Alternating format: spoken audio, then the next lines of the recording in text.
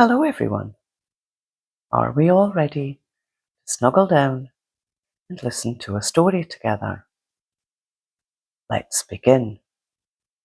Nighttime Bunny by Melanie Joyce and James Newman Gary. Deep in the wood, in a snuggly burrow, Hungry Bunny was having his supper. It was nearly bedtime, and he was slurping the last of his delicious carrot soup.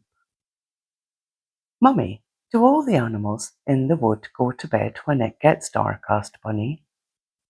No, said Mummy. Some of them sleep during the day and wake up at night. Bunny thought being awake at night sounded very exciting. Please, can I see the animals that come out at night? He asked. I want to be a nighttime bunny. Mummy's knitting needles clicked and clacked. Okay, she said, putting her knitting down. Let's go for a walk together to see the nighttime animals. Bunny couldn't wait to go on his nighttime adventure, and he bounced out of the burrow. Outside, the sunset sky was orange and pink. It's so beautiful, said Bunny. Keep close, Mummy said as she closed the front door. We need to stick together. Bunny hopped close to Mummy for a while, but then he spotted something strange. With a hoppity hop, he went over to investigate. There, lying among the flowers, was a strange ball of prickles. Bunny crouched down and sniffed the prickly thing. Suddenly, it uncurled. A face and 4 paws popped out, and a little voice squeaked, Hello, I'm Hedgehog. The hedgehog began to roly-poly around on the ground, and Bunny joined in. This is fun, he giggled. Then Bunny rolled into Hedgehog and pricked his paw on the prickles. Ouch! That hurt, cried Bunny. Mummy rubbed Bunny's paw. Never mind, she said, leading Bunny along the woodland path. Soon they came to a little pond where a sleeping duck tucked his beak under his wing. The night was full of strange noises.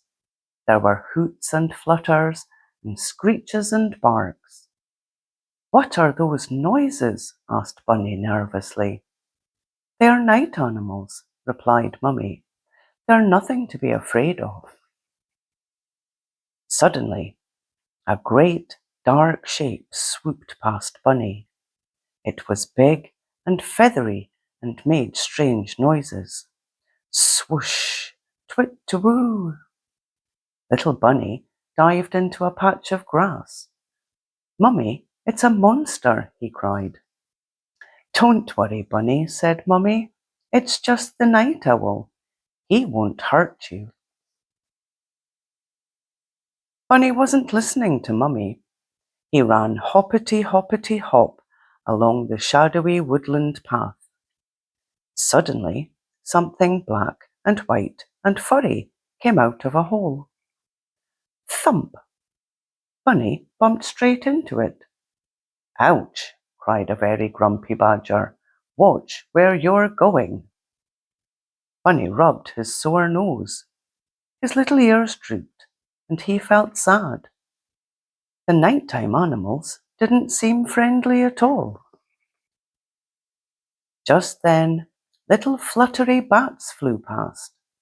Bunny thought they looked very funny. They whizzed between his ears and around his fluffy white tail. Bunny giggled and chased them round and round. Where are you, Mummy? Called Bunny from the wood. Bunny felt so dizzy he didn't know which way was up. He tried to hop, but he wibbled and wobbled until he fell, thump, right on his bottom. Then, between the trees, there was a flash of orange. Something stepped out into the moonlight. It was a big, red, bushy-tailed fox. "Well, if it isn't a little bunny," said the sly fox, grinning. "What are you doing out all alone at this time of night?" Suddenly, Mummy hopped out from the trees. "He's being a nighttime bunny," she cried. The frightened fox leapt off into the wood, and Mummy and Bunny were alone again.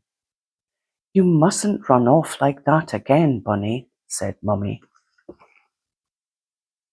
"Can we go home now?" asked Bunny sleepily. "I'm tired and I want to go to bed."